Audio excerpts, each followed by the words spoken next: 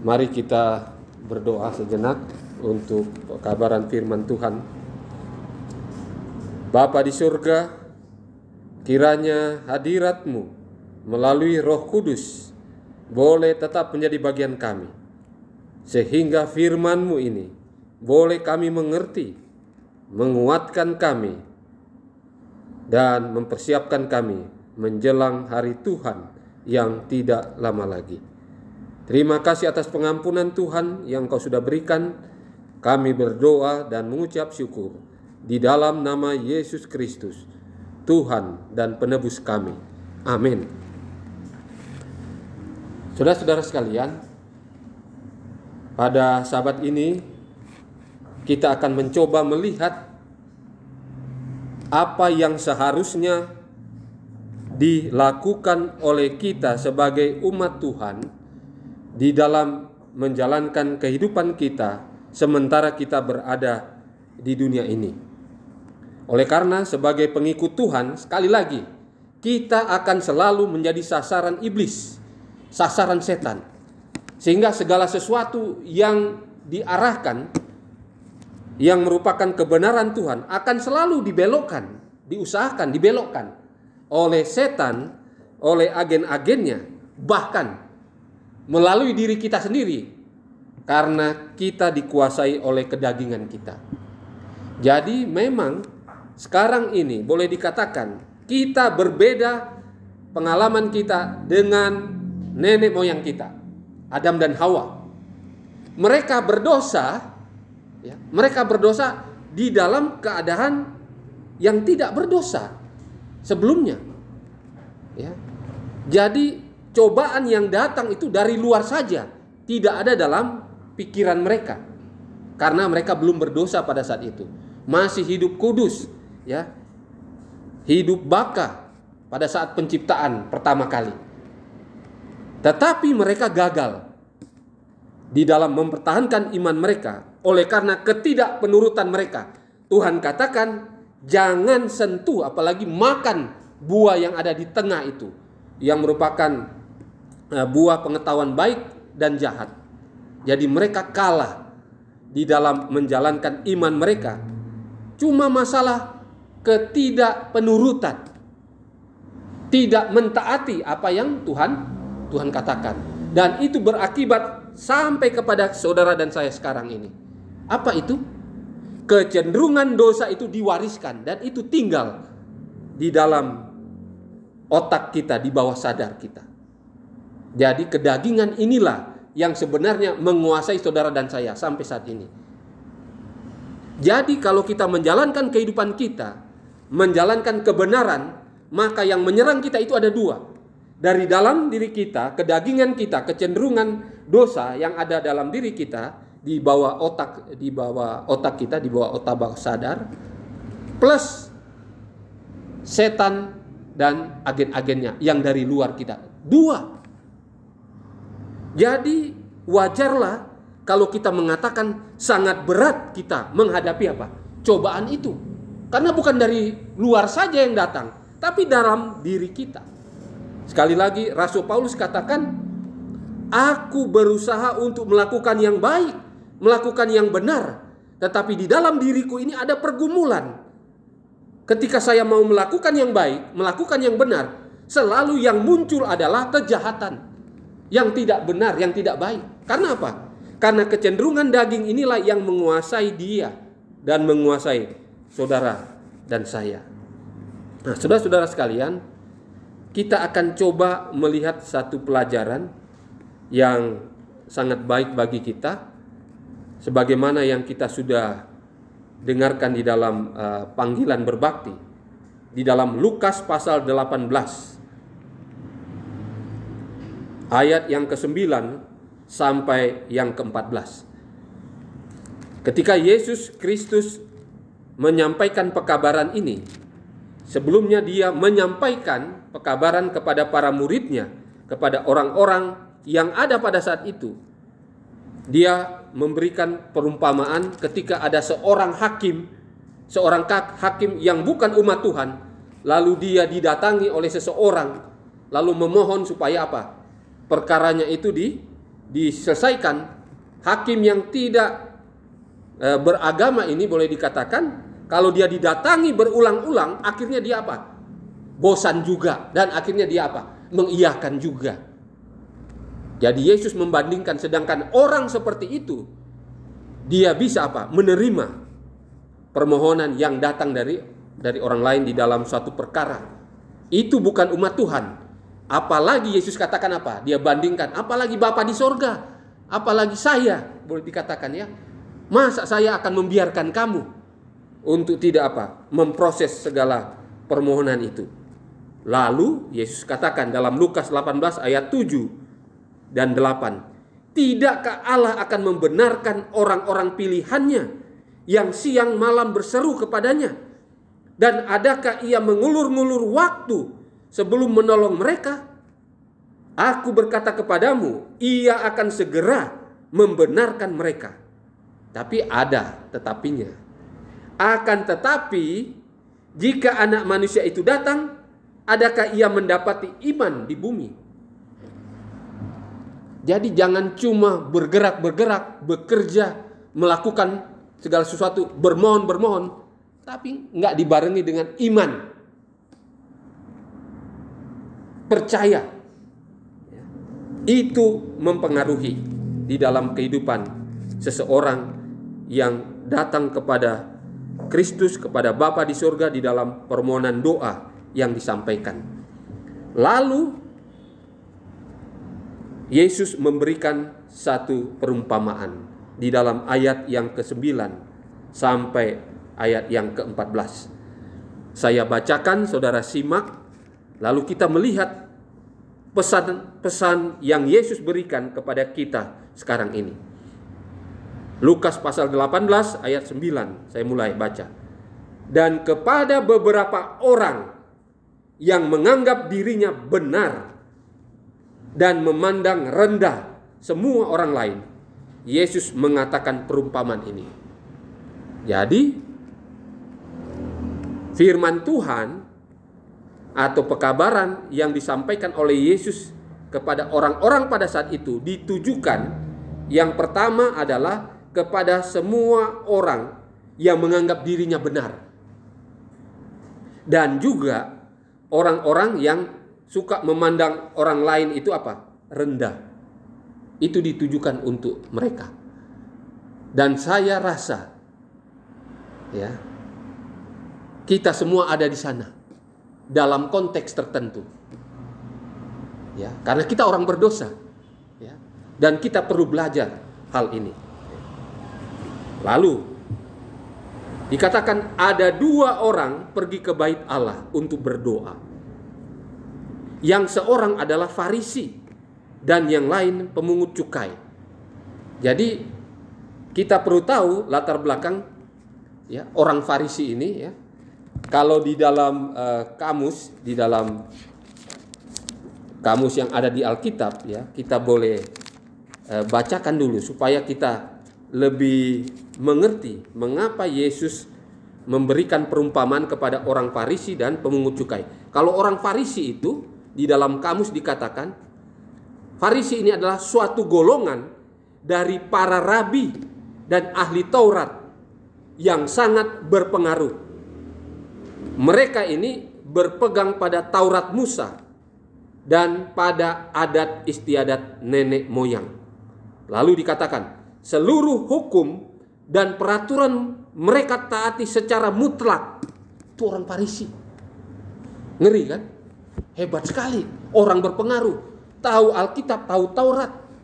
Punya jabatan apa? Berpengaruh.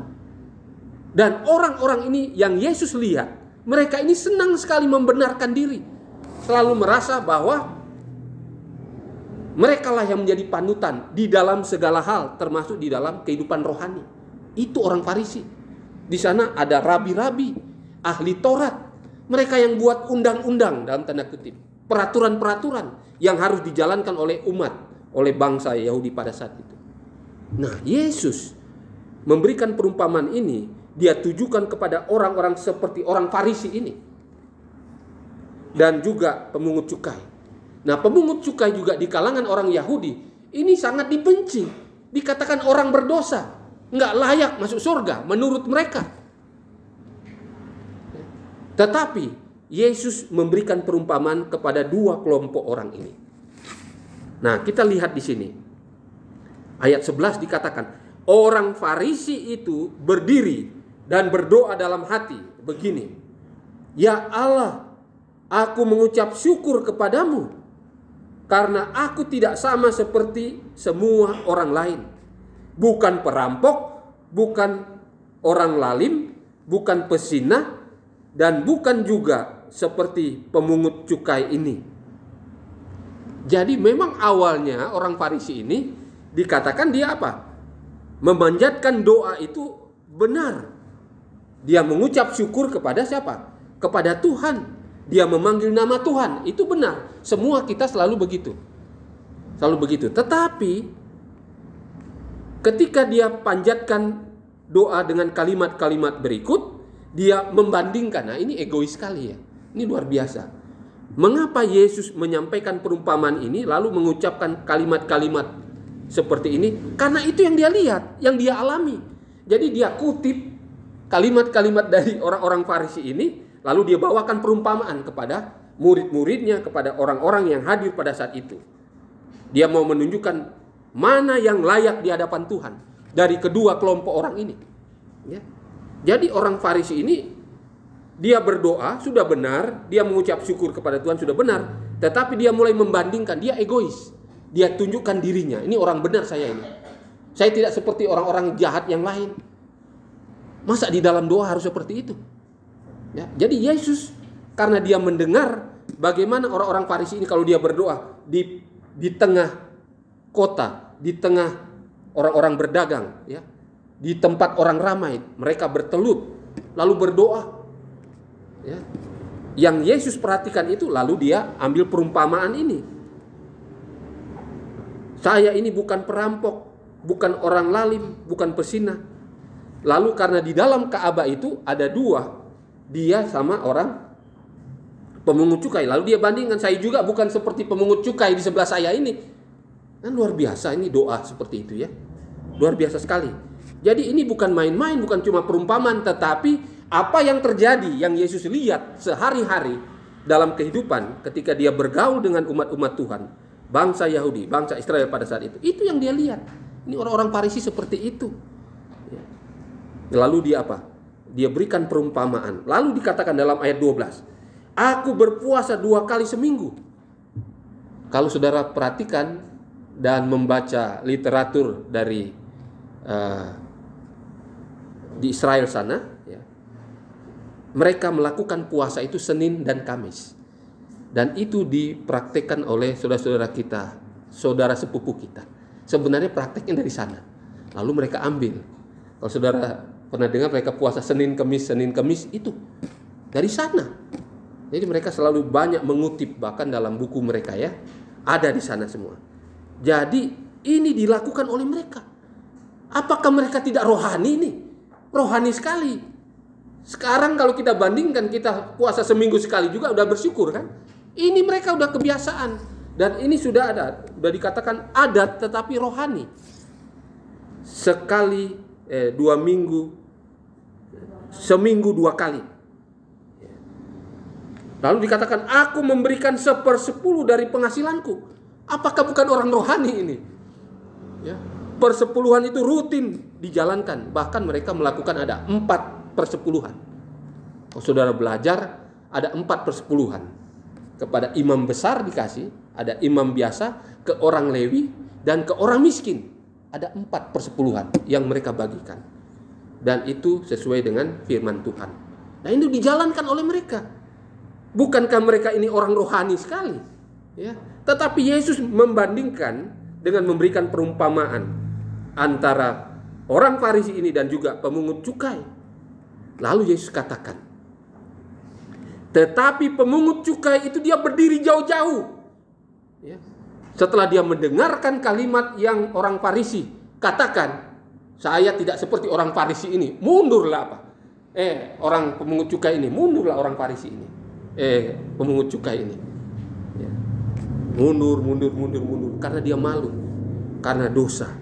yang dia lakukan. Tetapi Yesus katakan, pemungut cukai itu berdiri jauh-jauh, bahkan ia tidak berani menengadah ke langit karena merasa besar dosanya di hadapan apa? Di hadapan Tuhan. Dan dia merasa berdosa ketika dia melihat orang Farisi itu yang benar dalam tanda kutip. Lalu bukan cuma itu, dia memukul diri. Dia pukul ya. Jadi memang kebiasaan orang-orang dulu ya. Kalau mereka berdosa mukul diri, biasanya kalau ada abu, ada karung, dia taruh semua. Itu ya. Begitulah ungkapan mereka kalau mereka merasa berdosa di hadapan Tuhan, dan itu terwujud dengan apa? Perbuatan mereka. Berbeda dengan kita sekarang ya. Berdosa kita sembunyi kan? Kita berdoa, Tuhan ampun dosa saya. Mereka di depan umum kalau berdoa langsung terang-terangan, saya berdosa ini. Itu mereka. Berbeda dengan kita sekarang ya. Tidak menunjukkan hal seperti itu. Lalu Yesus katakan, aku berkata kepadamu, dia tunjukkan pemungut cukai itu. Orang ini pulang ke rumahnya sebagai orang yang dibenarkan Allah. Tetapi si Farisi itu ya, tidak dibenarkan oleh Allah. Saudara perhatikan ya, ada dua kelompok yang ada, yang dikatakan oleh firman Tuhan ini, yang Yesus simpulkan, dikatakan, barang siapa meninggikan diri, ia akan direndahkan, dan barang siapa merendahkan diri, ia akan ditinggikan. Ini hukum sebab akibat yang bersumber dari firman Tuhan, dan ini akan terjadi selalu sampai Yesus datang di dunia ini. Kepada dua kelompok orang yang datang berdoa kepada Yesus, kepada Bapa di surga. Dan itu aplikasinya kepada saudara dan saya sekarang ya.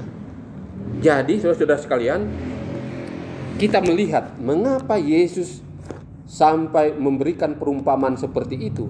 Karena itu dibutuhkan bukan cuma untuk mereka yang hidup saat itu, tetapi dibutuhkan oleh generasi-generasi sesudah itu sampai penutupan pintu kasihan secara global, di mana saudara dan saya ini memiliki potensi untuk sampai ke sana.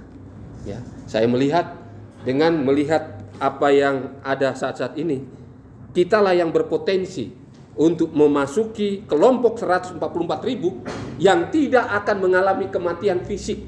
Kalau kita tetap setia di dalam Tuhan, kitalah yang akan melihat kedatangan Yesus yang kedua kali. Potensi itu ada pada kita, pada saudara dan saya sekarang ini.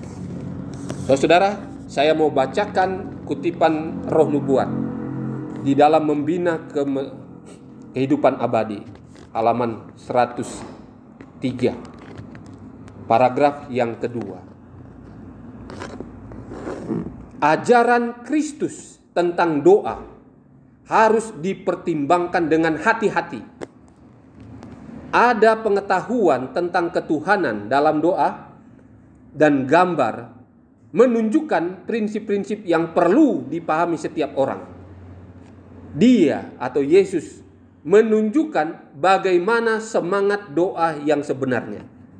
Dia mengajarkan perlunya ketekunan dalam menyampaikan permintaan kita kepada Tuhan dan memberi kita kepastian tentang kesediaannya untuk mendengarkan dan menjawab doa kita. Doa ini saudara dikatakan harus hati-hati, tidak sembrono seperti orang Farisi itu.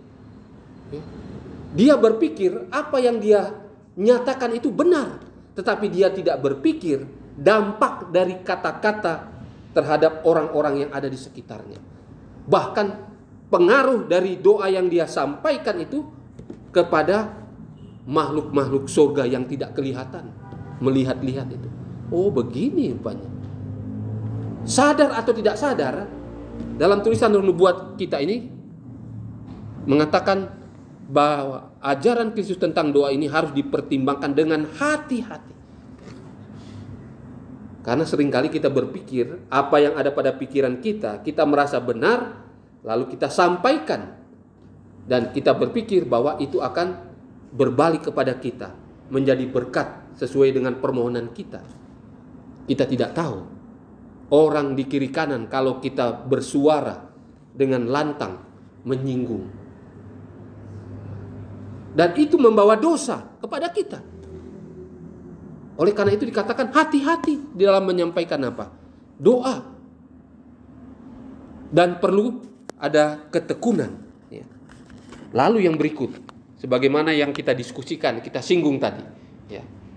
Di dalam Membina Kehidupan Abadi halaman 103. Doa kita tidak boleh menjadi permintaan yang egois. Makanya kita perlu selalu mengucap syukur. Setiap kita awali dengan doa itu apa? Terima kasih Tuhan atas pagi yang indah. Terima kasih Tuhan sudah membangunkan saya. Terima kasih. Selalu mengucap syukur. Ya. Doa kita tidak boleh menjadi permintaan yang egois. Hanya untuk keuntungan kita sendiri.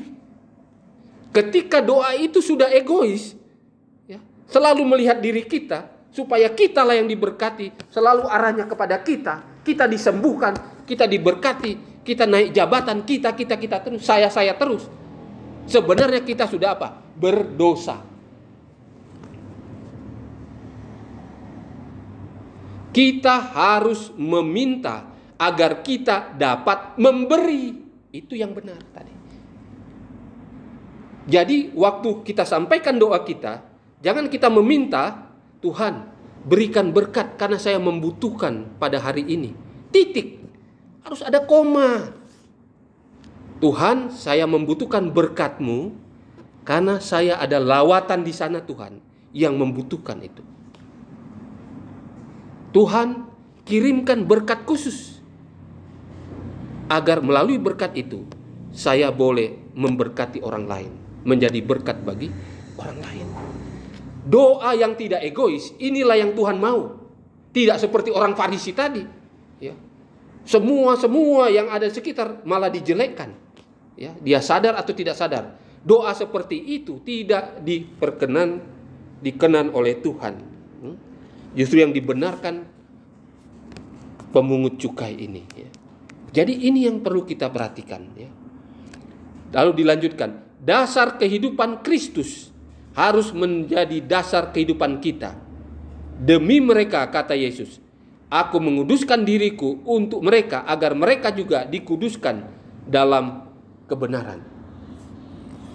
Jadi dalam menyampaikan permohonan doa, ya, doa yang egois seringkali itu membawa kekecewaan bagi kita sendiri, ya. Kekecewaan bagi kita. Di dalam perkara-perkara surga yang kita jalankan, artinya kita mentaati semua aturan-aturan, ajaran-ajaran yang Tuhan berikan kepada kita dengan benar, maka dampaknya adalah apa? Tuhan mengabulkan segala permohonan kita, ya. Permohonan kita. Jadi hati-hati dengan doa yang egois. Lalu di dalam Matius pasal 7 ayat 7, ya, mintalah maka akan diberikan. Carilah maka kamu akan mendapat. Ketoklah maka pintu akan dibukakan kepadamu. Saudara, ayat ini seringkali kita bawakan, ya, kepada diri kita, keluarga, kepada orang lain. Lalu kita memastikan dengan ayat ini kita dapat berkat. Ini hati-hati, ya, hati-hati. Dalam tulisan Roh Nubuat, ya, selanjutnya dalam Membina Kehidupan Abadi 104, permohonan yang dilakukan berulang-ulang, ya, lalu ditolak, bukan berarti kita tidak mendapatkan, tidak dikabulkan permohonan kita itu. Walaupun doa tidak akan mengubah Tuhan, ya, apa yang Tuhan mau kepada kita, tetapi seringkali Tuhan tidak langsung memberikan jawabannya, hanya untuk memberikan kepada kita apakah kita memiliki kesabaran dan sekaligus menguji iman kita. Apakah kita akan tetap terus berdoa kepadanya bukan karena supaya diberikan berkat itu, tetapi kita memang adalah orang-orang yang setia kepada Tuhan dan seorang yang selalu berkomunikasi dengan Tuhan apapun yang terjadi. Artinya begini, doa yang kita panjatkan itu, saudara, kira-kira Tuhan tahu nggak? Tahu. Lalu mengapa kita berdoa? Doa ini bukan membawa Tuhan turun kepada kita, ikuti apa yang kita minta. Tetapi doa itu berguna supaya kita semakin dekat kepada Tuhan dengan rencana-rencananya kepada kita. Lalu dikatakan, mengapa doa-doa yang kita panjatkan seringkali, walaupun itu benar dan itu dibutuhkan sekali, kok jawabnya lama? Bahkan tidak pernah dijawab-jawab sampai sekarang. Ada sesuatu yang salah. Sesuatu yang salah. Dikatakan komentar Roh Nubuat bahwa doa-doa kita yang kita sampaikan, seringkali kita tidak mengikuti tahapan agar doa itu benar-benar akan dijawab dan sesuai dengan rencana Tuhan bagi kita. Oleh karena kita tidak menyampaikan permohonan doa di dalam kesetiaan kita, kepenurutan kita kepada hukum-hukum Tuhan. Kita kalau tidak berdoa, main game. Kalau kita tidak berdoa, komik. Kita tidak berdoa, FB, ngobrol sama teman. Kalau kita tidak berdoa, melakukan kejahatan-kejahatan. Apakah kita sadar atau tidak sadar? Ini mempengaruhi doa yang kita sampaikan. Nah, ini kita nggak sadar. Yang kita doakan benar, kebutuhan darurat. Matius 7 ayat 7, benar itu. Tetapi kita lupa. Apakah waktu kita menyampaikan itu, kita sudah membereskan hubungan kita dengan Tuhan dengan melakukan yang benar? Hukum-hukumnya kita lakukan dengan benar atau tidak? Ini kita lupa. Sehingga doa itu seolah-olah tidak dijawab. Padahal dikatakan dalam tulisan Roh Nubuat, Tuhan menunggu kita. Dia sementara menguji kita. Menunggu apa? Selesaikan dulu masalah itu. Kamu masih dendam dengan orang, belum pernah menyelesaikan masalah dengan orang lain. Kamu udah mau minta berkat. Kalau kita melakukan itu sama dengan berdosa. Kita belum menyelesaikan perkara. Sehingga doa kita seolah-olah cuma sampai di loteng. Nggak terus ke surga. Tidak terus kepada Kristus. Kepada Bapa di surga. Karena masalah-masalah yang belum diselesaikan. Dan inilah yang menghambat doa-doa kita. Ya, doa yang egois. Kita belum menyelesaikan perkara-perkara dosa yang kita masih jalankan. Sehingga doa-doa itu seolah-olah tidak dijawab. Tetapi dalam tulisan Roh Nubuat katakan tadi, Tuhan selalu menguji. Tuhan selalu menunggu di dalam kepenurutan kita. Kesetiaan kita mempengaruhi, saudara-saudara sekalian. Ya. Jadi ada syarat-syarat untuk memenuhi janji Tuhan di dalam doa yang sebenarnya tidak pernah Tuhan menggagalkan apa yang Tuhan sendiri katakan dalam firman-Nya. Jadi dikatakan di sini ada syarat-syarat untuk memenuhi janji Allah dan doa tidak pernah bisa menggantikan kewajiban kita. Yesus katakan, kalau kamu mengasihi aku, turuti perintah-perintahku. Kalau kita sudah mengasihi Tuhan sepenuhnya, perintah Tuhan apapun termasuk 10 hukum Tuhan, kita akan jalankan. Dan itu akan berdampak kepada semua permohonan doa kita. Dan doa-doa kita yang kita sampaikan sudah pasti selaras dengan kehendak Tuhan. Dan sudah pasti dijawab itu. Ya. Bukan Tuhan tidak menjawab. Tetapi kitanya yang apa? Belum siap untuk menerima berkat-berkat itu. Caranya bagaimana? Kita belum siap. Kita belum menyelesaikan masalah.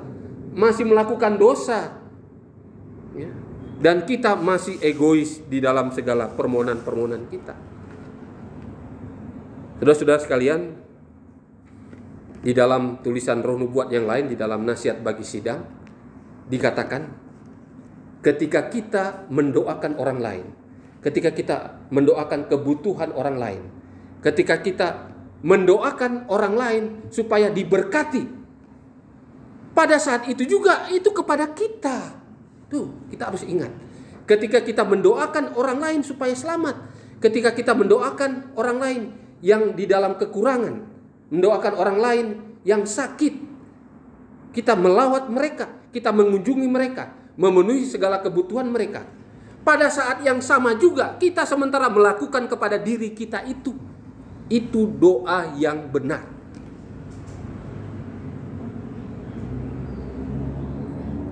Lakukanlah doa yang tidak egois.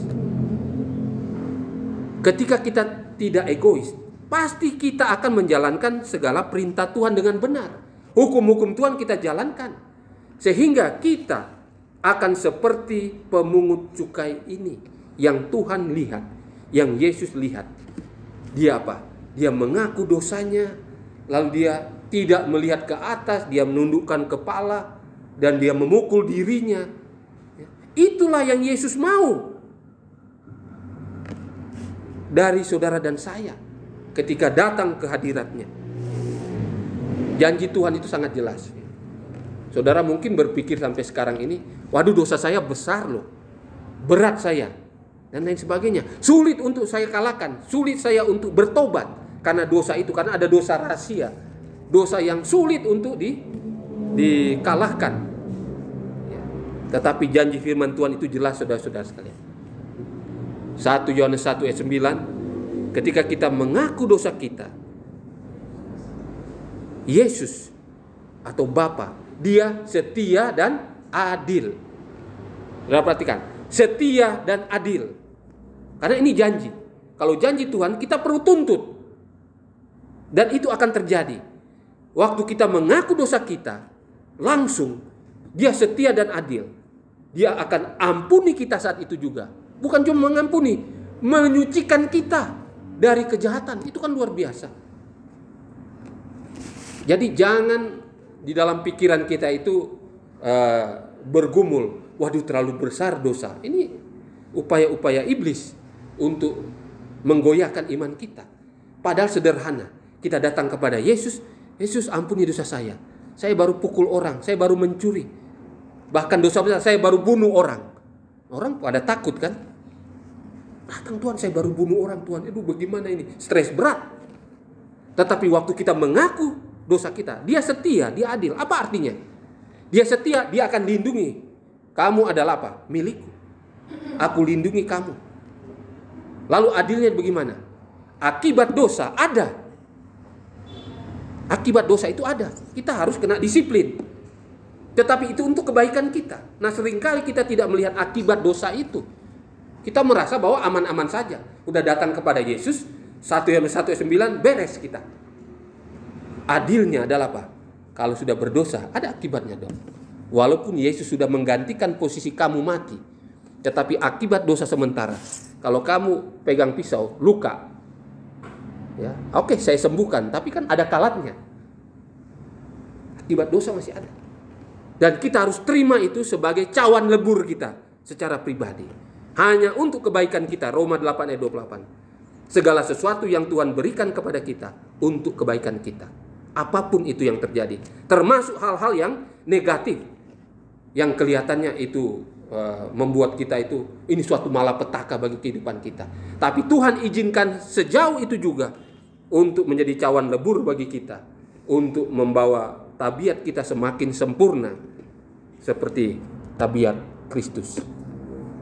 Nah, saudara-saudara sekalian, ya, Yesus katakan di bagian terakhir tadi, barang siapa meninggikan diri, ia akan direndahkan, dan barang siapa merendahkan diri, ia akan ditinggikan. Saya rasa kalimat-kalimat ini, kalimat filsafat yang Yesus buat sendiri ini, sudah jutaan orang alami. Sudah jutaan orang alami. Ketika saudara dan saya, ya, meninggikan diri karena kita orang hebat dan lain sebagainya, maka ia akan direndahkan. Siapa yang rendahkan? Apa Tuhan? Hukum sebab akibat itu terjadi dalam diri kita sendiri. Dan alam ini yang menjalankannya. Saudara percaya atau tidak? Bukan Tuhan yang buat. Tuhan tidak seperti itu. Tetapi hukum sebab akibat yang ada di alam ini yang membuat kita seperti itu. Kalau kita merendahkan diri kita, kita akan ditinggikan. Alam ini bekerja. Saudara perlu penyelidikan lebih dalam hal ini. Jangan berpikir Tuhan juga langsung bekerja. Tidak. Dia menggunakan banyak perantara, media-media yang ada di dunia ini. Dia gunakan itu untuk mengangkat saudara dan saya. Secara sadar atau tidak sadar. Seperti itu Tuhan apa? Jadi bukan karena apa? Bukan karena Tuhan intervensi seperti ini. Enggak. Tetapi aturan yang Tuhan buat di alam semesta ini sudah otomatis. Seperti yang Yesus katakan. Kalau orang mau meninggikan diri akan direndahkan. Kalau kita merendahkan diri akan ditinggikan. Itu hukum alam. Hukum alam adalah hukum Tuhan juga yang ada di alam semesta ini. Jadi saudara-saudara sekalian, oleh karena kita sudah hidup di akhir dunia ini, ya, tidak ada waktu banyak lagi bagi kita untuk melakukan hal-hal duniawi. Mari kita fokuskan kehidupan kita sekarang ini bagi kedatangan Tuhan yang kedua kali yang tidak lama lagi. Doa-doa juga yang dipanjatkan dalam tulisan Roh Nubuat ini katakan seharusnya doa yang kita panjatkan adalah bagaimana kita bisa membawa jiwa-jiwa akan selalu datang kepada Tuhan. Walaupun kita tidak memiliki apa-apa, tetapi ketika kita memohon berkat khusus kepada Tuhan, berkat itu harus digunakan untuk sepenuhnya bagi pekerjaan Tuhan dan kemanusiaan. Titik. Jadi ada satu hal lagi ketika kita memohon berkat itu, apakah uang, harta dan lain sebagainya, semua itu harus difokuskan bagi pekerjaan Tuhan dan kemanusiaan. Jadi ada satu kutipan Roh Nubuat yang mengatakan, ya, 1 sen pun yang Tuhan berikan, kita harus bertanggung jawab penggunaannya. Apakah itu untuk memuliakan Tuhan, memajukan pekerjaan Tuhan, atau untuk diri sendiri, atau untuk hal-hal yang bukan rohani. Kita bertanggung jawab untuk itu. Oleh karena itu bagi kita, saudara-saudara sekalian, ketika Tuhan menitipkan berkat-berkat, harta-harta kita yang banyak, kalau kita tidak gunakan sebagaimana mestinya yang Tuhan mau, maka itu akan menjadi kutuk. Ya, maaf, ini kalimat Roh Nubuat. Maka berkat itu kutuk bagi kita. Bukan berkat benar-benar yang kita pikirkan. Karena penggunaannya cuma didiamkan begitu, disimpan saja dan sebagainya. Jadi kutuk bagi kita. Dan ketika Tuhan datang, dia tidak akan kata, sabaslah hai hambaku yang setia. Dia tidak akan kata gitu. Ya. Hai hambaku yang jahat, masuklah di tempat di mana banyak orang giginya gertak. Itulah api neraka. Harta itu juga talenta yang Tuhan sama dengan Tuhan berikan kepada kita. Dan penggunaannya juga dibilang sepeser pun kita harus bertanggung jawab kepada pemberinya, Tuhan. Ya. Nah, saudara-saudara sekalian, inilah kabaran firman Tuhan. Mudah-mudahan dengan pertolongan Tuhan, ya. Tentu ada banyak hal di sini, tetapi kita melihat yang sesuai dengan apa yang kita alami saat-saat ini. Itulah yang kita cerna, yang kita terima. Syukur-syukur kalau semuanya itu kita terima karena cocok dengan keadaan kita. Kita puji Tuhan karena akan memperbaiki kehidupan kita agar kita senantiasa tetap berada di jalan Tuhan. Dan ketika kita memanjatkan permohonan-permohonan, tidak ada yang egois lagi, tapi semuanya akan berfokus kepada Kristus dan untuk memuliakan Tuhan dan juga menjadi berkat bagi orang lain. Itulah yang akan menjadi bagian kita